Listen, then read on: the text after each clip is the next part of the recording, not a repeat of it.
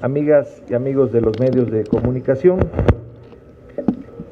expresarles la preocupación de millones de mexicanos y desde luego entre ellos el grupo parlamentario del PRI en el Senado de la República y en la Cámara de Diputados, porque vivimos una crisis de desabasto de gasolinas que no tiene paralelo en la historia del país.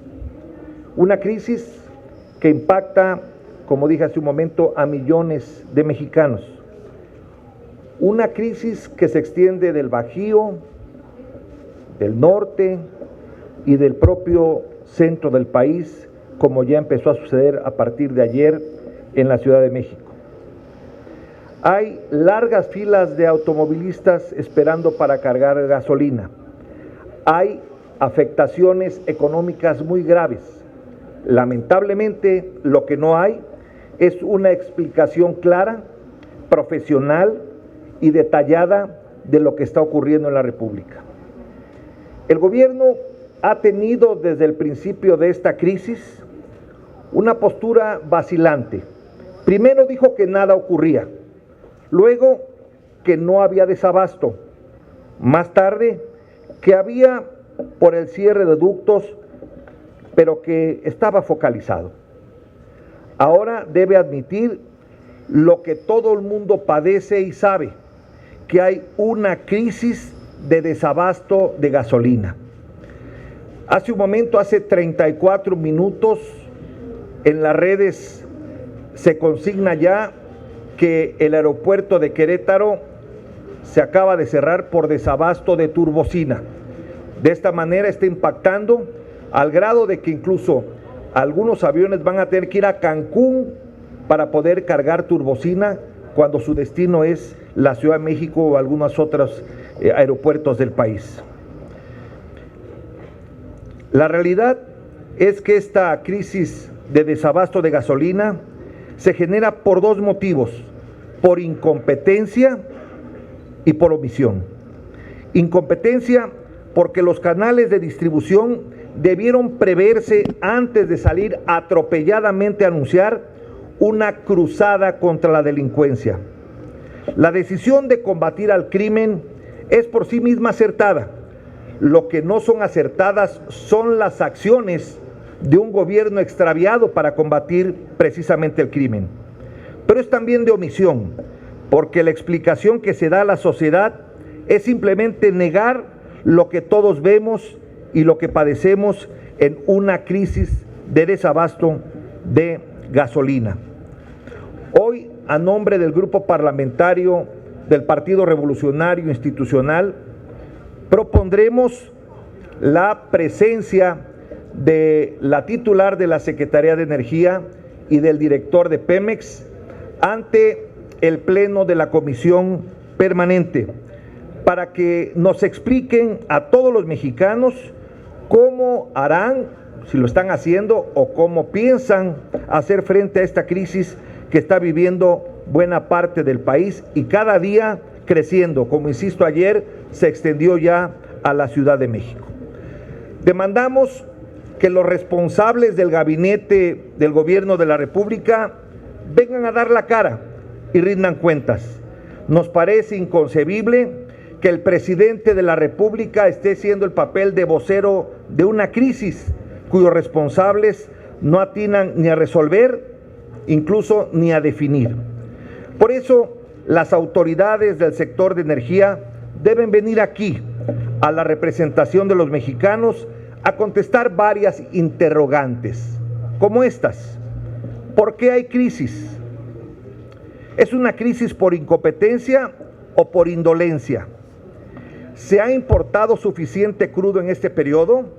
¿O se ha optado por, como ellos se comprometieron en campaña, a reducir la importación de petróleo ligero? ¿Qué se está haciendo para resolver la crisis? ¿Cuánto cuesta adicional al país contratar pipas? Y si ese costo terminará por afectar el precio. ¿Cuántas pipas se han contratado y también a qué empresas se están arrendando y bajo qué criterios legales se les está contratando? También decirles que existe la posibilidad de un conflicto de interés, toda vez que el propio titular de la Secretaría de Comunicaciones y Transportes declaró en su 3 de 3, cuya copia traigo aquí con ustedes, intereses familiares con la empresa IDESA tenedora Excellence Freights, una importante proveedora de pipas. Aquí, en este documento, que les podemos entregar con mucho gusto, habla incluso del porcentaje de participación de su esposa en esta empresa. Demandamos información inmediata, clara y detallada. No aceptamos más generalidades, más pretextos, medias verdades, pero sobre todo incompetencia.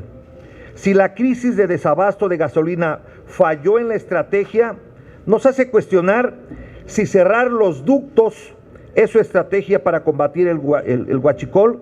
Entonces, adelante, nos vamos a plantear cerrar los bancos para que no los asalten. Nos vamos a plantear que la gente no salga a la calle para que no sufra de violencia.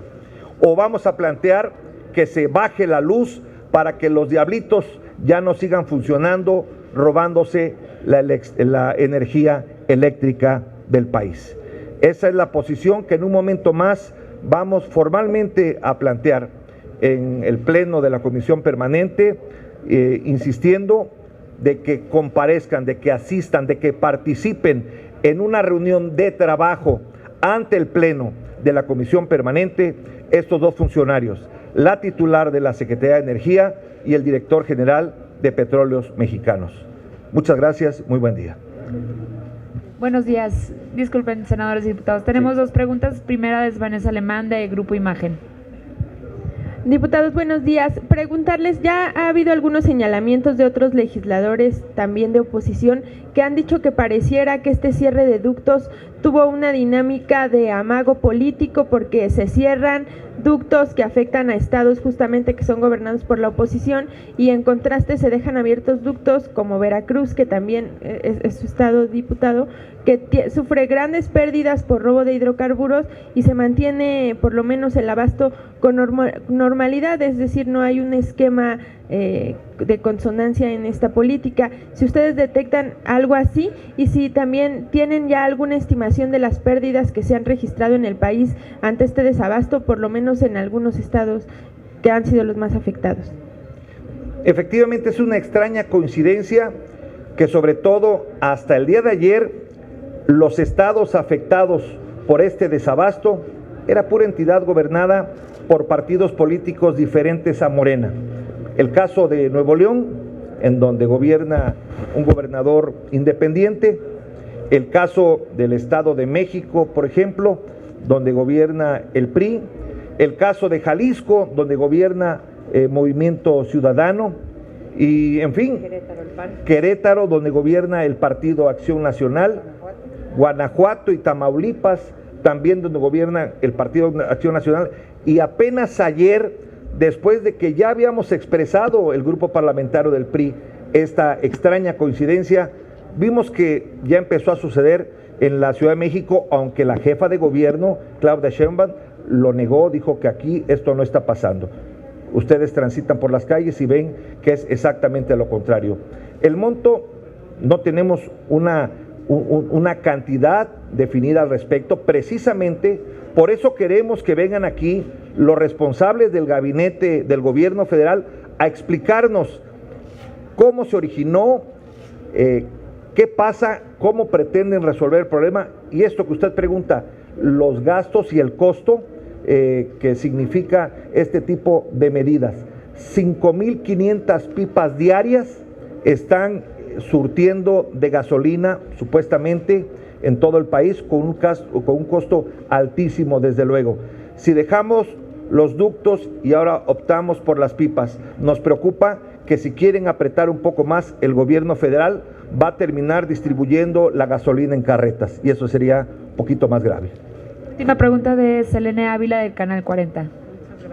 Gracias, senadora Rubio Márquez, preguntarle, bueno, sin afán de querernos meter en las facultades que tiene el Banco de México para hacer proyecciones de inflación, no sé si considere que este desabasto de gasolinas eventualmente pudiera tener un incremento en precios de bienes y servicios y por ende quizá eventualmente un efecto inflacionario, creo que le llaman estacional, ¿no? Ese tipo de inflación, o que pudieran caer en una especulación también por otro lado, porque pues todo se mueve con gasolina, ¿no? Entonces no sé cuál sería su opinión en este sentido. Gracias.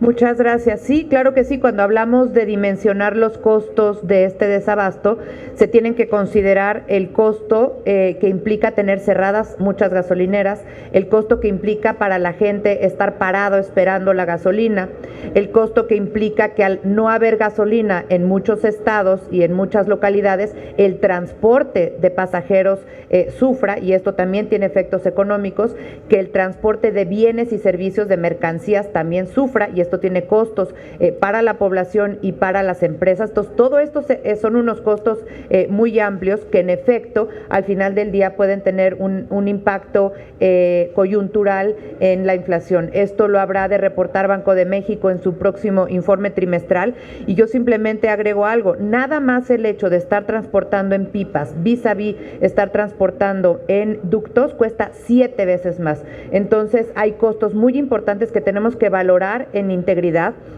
Y por eso lo que señalaba el diputado Yunes, necesitamos información, necesitamos que no se nos diga nada más, no pregunten, no hablen, siéntense y pónganse derechitos, ¿no? Al final del día creemos que eso es lo que queremos diálogo los mexicanos, queremos explicaciones los mexicanos, pues porque no podemos cerrar los ojos ante una realidad que está a nuestros ojos, ¿no?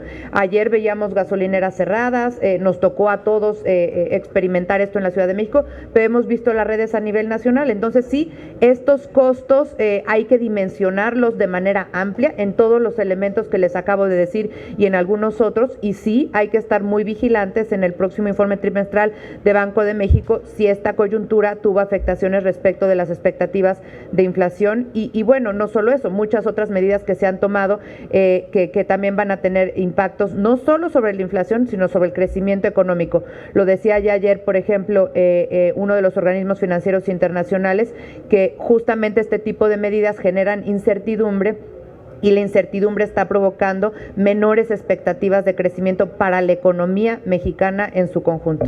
Muchas gracias.